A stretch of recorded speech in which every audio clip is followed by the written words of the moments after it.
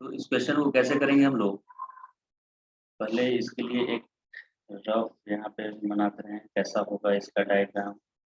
तो दो different moon revolve कर रहा है किसी प्लैनेट के अराउंड, तो डिफरेंट बात। और ये बीच में सेंटर पे यहाँ पे प्लैनेट होगा रखा हुआ, ये मान लीजिए प्लैनेट, इसके अराउंड यहाँ पे ये मून 1 लिख देते हैं इसको, ये अलग रेडियस में, और मून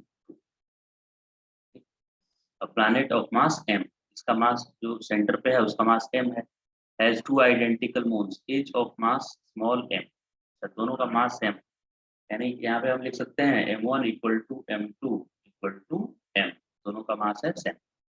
लेकिन रेडियस क्या है, moon 1 is in circular orbit of radius r and moon 2 in circular orbit of radius 2r, मास तो इक्वल है लेकिन रेडियस अलग अलग है। ये फर्स्ट वाला मून का रेडियस है r और सेकेंड वाले का रेडियस है 2r। What is the ratio of magnitude of gravitational force exerted by the planet on moon 1 to the magnitude of gravitational force exerted by the planet on moon 2? तो force का formula होता है G m1 m2 upon r square, ये यहाँ पे formula लिखा हुआ है फोर्स का, G m1 m2 upon r square, right. ये फॉर्मूला है फोर्स का। तो दोनों के लिए अलग अलग फॉर्मूला लिखेंगे, पहले फर्स्ट मून के लिए लिखे, m1 के लिए लिखे अगर, तो फॉर्मूला क्या आएगा, G और मास ऑफ प्लैनेट और mass of moon upon r square. तो फर्स्ट वाले का रेडियस तो ओनली r स्क्वायर है, ये फर्स्ट वाले का नहीं है, ये सेकेंड वाले का है, f2 लिखा हुआ है। फर्स्ट वाले का ये है G mass of earth into mass of moon upon उसका रेडियस r देखिए दिया हुआ है r।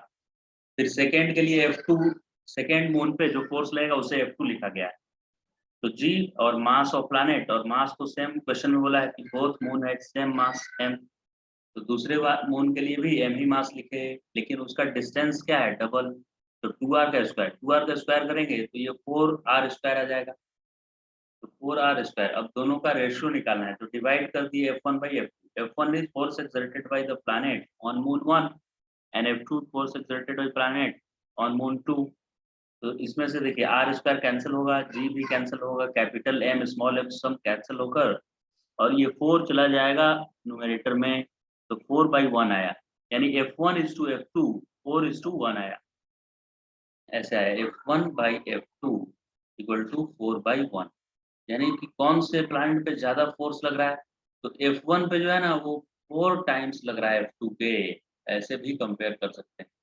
Force acting on moon 1 is 4 times of force acting on moon 2। तो इस तरह से ये क्वेश्चन सॉल्व कर सकते हैं।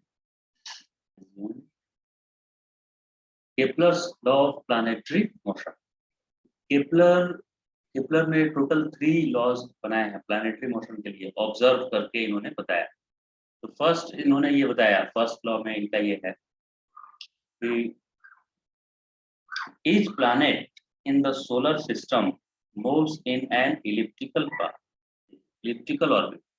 कीवर्ड ये याद रखना है, elliptical orbit। तो इसके पहले आप क्या जानते होंगे कि प्लैनेट सन के अराउंड ये सर्कुलर ऑर्बिट में रिवॉल्व करता है, जो कि रॉन्ग हो गया केपलर के ऑब्जर्वेशन के बाद, केपलर का जो लॉ आया उसके बाद ये रॉन्ग हो गया कि प्लैनेट रिवॉल्व कर रहा है सर्कुलर मोशन में। अब से क्या याद रखना है, each planet in solar system moves in an elliptical path, not circular path। तो सर्कुलर पाथ होता तो सन सेंटर पे होता, तो ये इलिप्टिकल पाथ में रिवॉल्व करता है, इस तरह का पाथ जो यहाँ पे दिया हुआ है, और सन यहाँ पे होता है, यहाँ पे, यानी ये सर्कल नहीं है ऐसा, और सन सेंटर पे नहीं होता है, ये इलिप्स जैसा फिगर होता है, इस तरह का प्लैनेट ऐसे पाथ में रिवॉल्व करता है, और सन यहाँ सेंटर पे नहीं होता है, इधर साइड में होता है, राइट। और जहाँ पे सन होता है उसको फोकस बोलते हैं, सेंटर नहीं बोलते हैं, सेंटर होता है किसमें, सर्कल में। और इलिप्स का क्या होता है, फोकस होता है, 2 फोकस होता है, इलिप्स का एक इधर और एक इधर, तो उसमें से एक फोकस के पास सन होता है, सिचुएटेड होता है सन एक फोकस के पास। तो अब से फर्स्ट स्टेटमेंट क्या है इसका, केपलर लॉ का क्या याद रखेंगे, each planet in solar system moves in an elliptical orbit with the sun at one focus. Total कितने फोकस? 2 फोकस होते हैं इलिप्स में, उसमें से सन किसी एक फोकस के पास रहता है।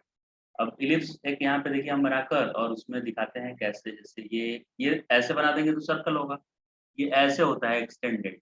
देखिए ये सर्कल है और इसको ऐसे एक्सटेंड कर दिए तो ये इलिप्स हो गया इस तरह से। तो इस तरह के पाथ में रिवॉल्व करता है।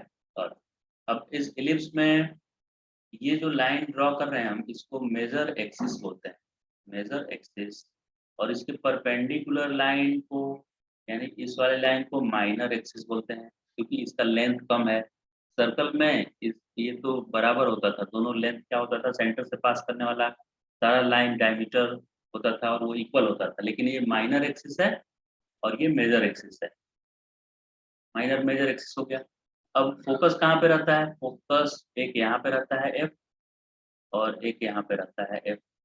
अब उसमें से एक जगह, यानी यहाँ पे सन यहाँ पे होता है सन, और प्लैनेट ऐसे रिवॉल्व करते हैं इस ऑर्बिट में, इस तरह से रिवॉल्व करते हैं। तो क्या क्या टर्म याद रखना है इलिप्स में? इलिप्स में माइनर और मेजर एक्सिस को जहाँ पे इंटरसेक्शन होगा वो सेंटर होगा, ये सही बात है।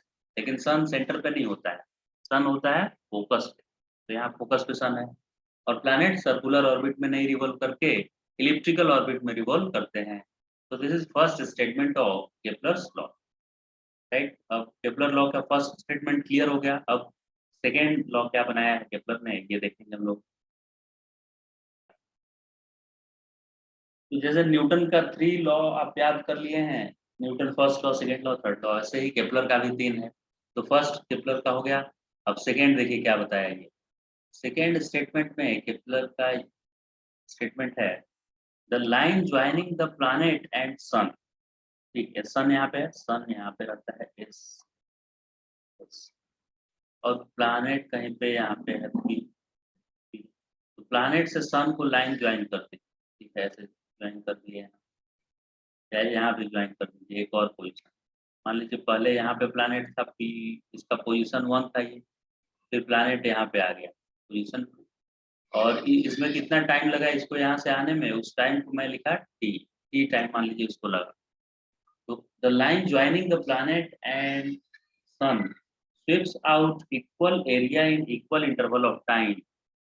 ये क्या लिख दिया, equal area in equal interval of time, इसका क्या मीनिंग हुआ कि प्लैनेट इस ऑर्बिट पे, इलिप्टिकल ऑर्बिट पे कहीं भी रहे। जैसे यहाँ पे एक पोजीशन मैंने P1 P2 लिया, और बाद में इधर मैं दूसरा पोजीशन लेके ले रहा हूँ P3 और P4।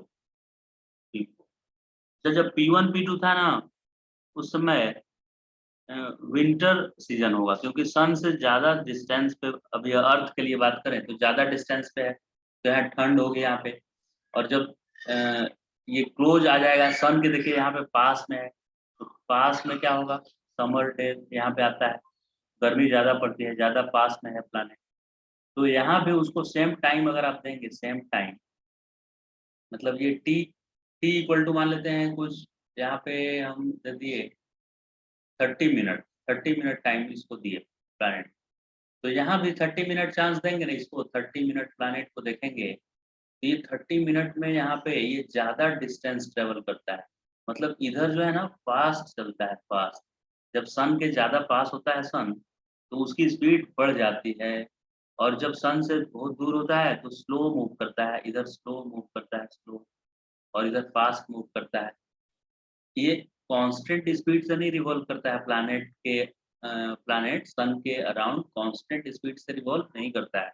उसका स्पीड स्लो और फास्ट होते रहता है। जब वो सन के पास होता है तो फास्ट हो जाता है, और जब सन से दूर होता है तो स्लो हो जाता है। लेकिन उसका एरिया देखा गया, एरिया मिलाने से ये वाला एरिया, ये एरिया कैसे बन रहा है, सन और प्लैनेट के 2 पोजीशन को मिलाने से। 30 मिनट या कोई भी 2 इंटरवल, फिर इधर भी इंटरवल देंगे हम, सेम इंटरवल देना है 30 मिनट का ही। तो यहाँ पे जो एरिया बन रहा था, यहाँ पे और यहाँ पे, तो अगर इसको मैंने एरिया 1 बोला और इसको मैंने बोला एरिया 2, तो वो पूरे ऑब्जर्वेशन करके उसने, केपलर ने ये कैलकुलेशन किया, ये एरिया हमेशा इक्वल आ रहा था, A1 इक्वल टू A2 हमेशा आ रहा था। यानी ये प्लैनेट कहीं भी रहे, सन के पास रहे या दूर कहीं भी रहे, लेकिन वो उसको उतना ही टाइम जब देंगे उतना ही टाइम, तो एरिया इक्वल बना रहा था वो, एरिया इक्वल। और कोई एक और पोजीशन देखिए हम ले रहे हैं, इधर भी आप लेंगे ऐसे और उतना ही टाइम देंगे, अगर 30 मिनट ज़्यादा टाइम देंगे तो ज़्यादा एरिया बना देगा। तो इसकी स्पीड यहाँ पे नहीं होगी, इसको स्पीड को हम v3 लिखते हैं और इस स्पीड को हम लिख दिए v1 और यहाँ वाले स्पीड को लिख दिए v2। तो यहाँ का एरिया जब देखा गया और सेम टाइम लिया हुआ है तो ये भी एरिया उतना ही आया, सेम एरिया आया। लेकिन तीनों जगह का स्पीड इक्वल नहीं आया, v1 not equal to v2 not equal to v3। Speed equal नहीं हुआ, एरिया इक्वल बनाया सन के साथ, जो एरिया फॉर्म हुआ तो उसी को सेकेंड लॉ बना दिया केपलर ने। The line joining the planet and the sun sweeps out equal area in equal interval of time. Equal time interval में इक्वल एरिया सन के साथ बनाता है प्लैनेट जब वो रिवॉल्व करता है अपने ऑर्बिट में। तो सिंपल है ना, ये भी सेकेंड लॉ ऑफ केपलर ये था। अब Kepler third law of planetary motion हम लोग देखेंगे। थर्ड लॉ में क्या इसका है, केपलर का थर्ड लॉ में the square of time period of planet revolution, planet revolution के टाइम पीरियड का स्क्वायर करना है। ठीक है, तो एक यहाँ ऑर्बिट बना दिया ऐसे, प्लैनेट ऐसे इलिप्टिकल ऑर्बिट में रिवॉल्व करेगा और सन कहाँ पे रहेगा इसका, ये वाला कौन सा एक्सिस बताए थे, मेजर एक्सिस, और सन यहाँ पे ऐसे। तो इसको कुछ टाइम लगेगा रिवॉल्व करने का, ये किसी एक प्लैनेट के लिए टाइम है। फिर दूसरे प्लैनेट का ऑर्बिट भी अलग होगा ऐसे, है कि नहीं, अलग ऑर्बिट में रिवॉल्व करेगा ऐसे, तो इसका भी टाइम कुछ और होगा, डिफरेंट डिफरेंट। ये T1 मान लेते हैं, T2। अर्थ का अलग होगा टाइम पीरियड, जुपिटर का अलग होगा, मार्स का अलग होगा, है कि नहीं, सबका अलग अलग टाइम पीरियड ऑफ रिवॉल्यूशन होगा। तो उसमें भी उसने ऑब्जर्व करके ये बताया कि जब टाइम पीरियड का स्क्वायर कर रहा था वो, जैसे अर्थ के लिए टाइम पीरियड कितना है 365 डेज और कितना है 6 आवर्स है ना, 365 डेज और 6 आवर्स, इतने टाइम में वन रिवॉल्यूशन कंप्लीट करता है अर्थ। तो इसका स्क्वायर, टाइम पीरियड का स्क्वायर जब किया उसने, तो वो प्रोपोर्शनल, टाइम पीरियड का square proportional to R cube आया। और आर क्यू क्या है, proportional to cube of the mean distance from earth to planet. Earth और प्लैनेट के बीच का जो मेन डिस्टेंस है, क्योंकि देखिए डिफरेंट डिफरेंट पोजीशन पे अलग अलग डिस्टेंस है यहाँ, क्योंकि सर्कल नहीं है ये ना कि सेम डिस्टेंस होगा। ये देखिए सन से इतने दूरी पे है अभी प्लैनेट, जब इधर आएगा प्लैनेट तो पास में आ जाएगा। तो ये पूरे ऑर्बिट के दौरान जो एवरेज डिस्टेंस आएगा उसका मीन डिस्टेंस उसके आर क्यूब के प्रोपोर्शनल होता है, उस डिस्टेंस के क्यूब के प्रोपोर्शनल होता है। मतलब T square proportional to R cube, ये एज ए फॉर्मूला याद रखना है। और इसको स्टेटमेंट में कैसे बोलेंगे कि square of time period of revolution of a planet is directly proportional to cube of mean distance of that planet from the sun. ये स्टेटमेंट हो गया इसका। तो अगर कोई प्लैनेट ज़्यादा डिस्टेंस पे है तो उसको टाइम भी अधिक लगेगा, क्योंकि टी और आर डायरेक्टली प्रोपोर्शनल है। तो जो प्लैनेट ज़्यादा डिस्टेंस पे है उसको ज़्यादा टाइम लगेगा। जैसे जुपिटर को ज़्यादा टाइम लगेगा रिवॉल्व करने में सन के around in comparison to earth.